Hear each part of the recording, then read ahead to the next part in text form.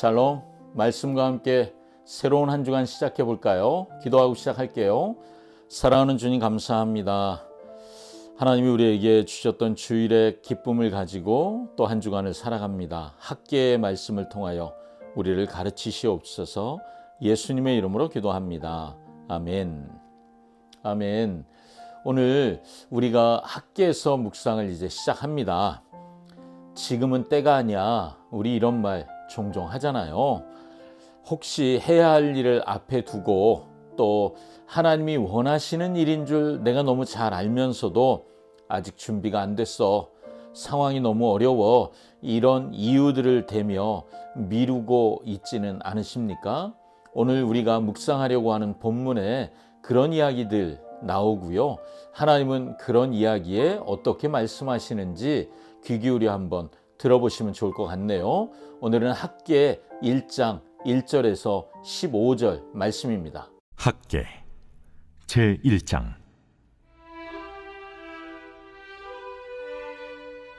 다리우 왕 제2년 여섯째 달 곧 그 달 초하루에 여호와의 말씀이 선지자 학계로 말미암아 스알디엘의 아들 유다 총독 스룹바벨과 요사닥의 아들 대제사장 여호수아에게 임하니라. 만군의 여호와가 이같이 말하여 이르노라. 이 백성이 말하기를 여호와의 전을 건축할 시기가 이르지 아니하였다 하느니라. 여호와의 말씀이 선지자 학계에게 임하여 이르시되 이 성전이 황폐하였거늘 너희가 이때 판벽한 집에 거주하는 것이 옳으냐?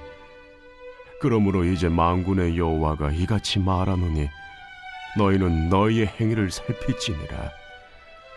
너희가 많이 뿌릴지라도 수확이 적으며 먹을지라도 배부르지 못하며 마실지라도 흡족하지 못하며 입어도 따뜻하지 못하며 일꾼이 삭슬 받아도 그것을 구멍 뚫어진 전대에 넣음이 되느니라. 만군의 여호와가 말하노니 너희는 자기의 행위를 살필지니라. 너희는 산에 올라가서 나무를 가져다가 성전을 건축하라. 그리하면 내가 그것으로 말미암아 기뻐하고 또 영광을 얻으리라. 여호와가 말하였느니라. 너희가 많은 것을 바랐으나 도리어 적었고 너희가 그것을 집으로 가져갔으나 내가 불어버렸느니라. 나 만군의 여호와가 말하노라. 이것이 무슨 까닭이냐? 내 집은 황폐하였으되 너희는 각각 자기 집을 짓기 위하여 빨랐음이라. 그러므로 너희로 말미암아 하늘은 이슬을 그쳤고 땅은 산물을 그쳤으며 내가 이 땅과 산과 곡물과 새 포도주와 기름과 땅의 모든 소산과 사람과 가축과 손으로 수고하는 모든 일에 한제를 들게 하였느니라. 스알디엘의 아들 스룹바벨과 여호사닥의 아들 대제사장 여호수아와 남은 모든 백성이 그들의 하나님 여호와의 목소리와 선지자 학계의 말을 들었으니 이는 그들의 하나님 여호와께서 그를 보내셨습니다. 백성이 다 여호와를 경외하며 그때 여호와의 사자 학계가 여호와의 위임을 받아 백성에게 말하여 이르되 여호와가 말하노니 내가 너희와 함께 하노라. 여호와께서 스알디엘의 아들 유다 총독 스룹바벨의 마음과 여호사닥의 아들 대제사장 여호수아의 마음과 남은 모든 백성의 마음을 감동시키시매 그들이 와서 만군의 여호와 그들의 하나님의 전 공사를 하였으니 그때는 다리우 왕 제2년 여섯째 달 24일이었더라. 아멘. 성전 건축이 멈추고 16년이 흘러 하나님이 학계 선지자를 통해 말씀하기 시작하셨어요. 4절을 보면요. 이 성전이 황폐하였거늘 너희가 이때에 판벽한 집에 거주하는 것이 옳으냐? 질문이죠. 여러분, 학계에는 질문이 여러 개 나온다고 말씀드렸잖아요. 질문이에요. 자, 이 판벽한 집은 뭘까요? 당시에 대부분의 서민들은요, 흙집에서 살았답니다. 그런데 판벽한 집이란 잘 다듬어진 그 나무 판자로 대놓은, 특별히 값비싼 백향목 같은 것으로 벽도 천장도 이렇게 덧입힌 고급 주택, 인테리어가 잘 된 어떤 고급스러운 집, 이런 집을 판벽한 집이라고 부른다는 거예요. 하나님은 이런 의미로 말씀하시는 거겠죠. 나의 집은 폐허로 버려두고 너는 그렇게 인테리어도 잘하고 더 좋은 차 사고 더 넓은 집으로 이사하는데 거기만 네 마음 쏟고 있냐? 라고 물으시는 질문인 거지요. 그리고 하나님은 5절과 7절에서 두 번 강력하게 이렇게 명령하세요. 너희는 너희 행위를 살필지니라. 자, 여기서 살핀다 이 말씀의 원래 의미는요, 단순히 내가 뭘 잘못했지 한번 생각해 볼까 이런 수준이 아니에요. 자신의 마음을, 자신이 걸어온 삶의 길, 인생의 길 위에 내 마음을 내려놓고, 그리고 과연 내 마음이 어디를 향했는지, 또 그렇게 살았던 삶의 결과가 뭔지, 이런 것들을 철저하게 분별하고 판단해 봐. 이런 의미에서 하나님이 지금 살펴라 이런 단어를 쓰고 계시다는 거예요. 자, 그렇다면 하나님은 왜 이런 진단을 요구하시는 걸까요? 네 마음을 살필 시간이야 꼭 해. 왜 이 얘기를 하실까요? 바로 6절에 나오는 그들의 삶의 현실 때문입니다.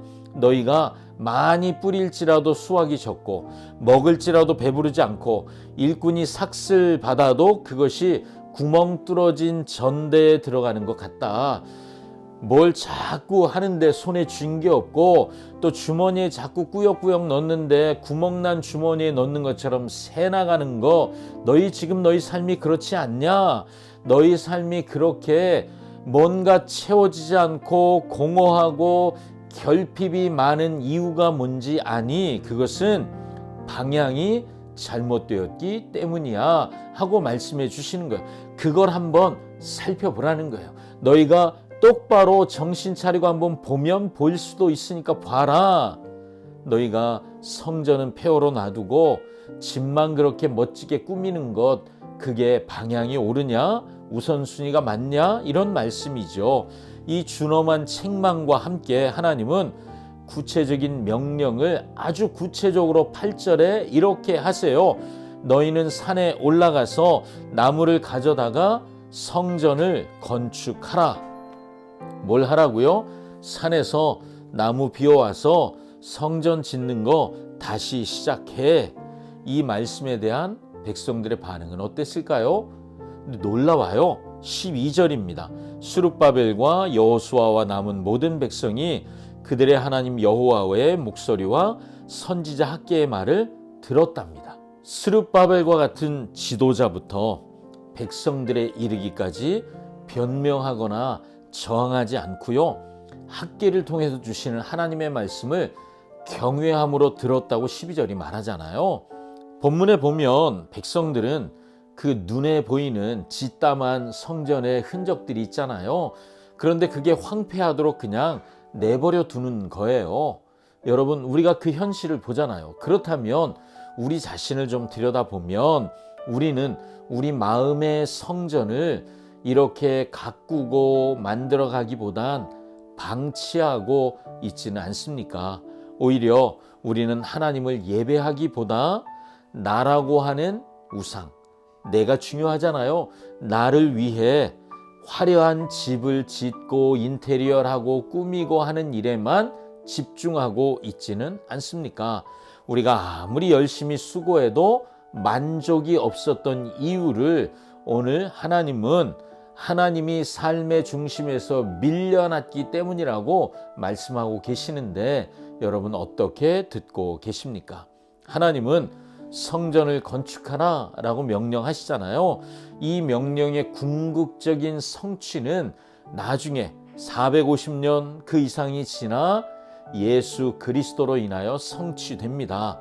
예수님이 이 땅에서 이 성전을 헐어라, 내가 사흘 동안 일으키리라 말씀하셨잖아요. 우리가 아는 것처럼 예수님은 자신의 죽음, 부활을 통해 무너질 수밖에 없는 우리의 인생을 하나님이 거하시는 영원한 성전으로 다시 짓겠다, 이런 말씀을 하신 거잖아요.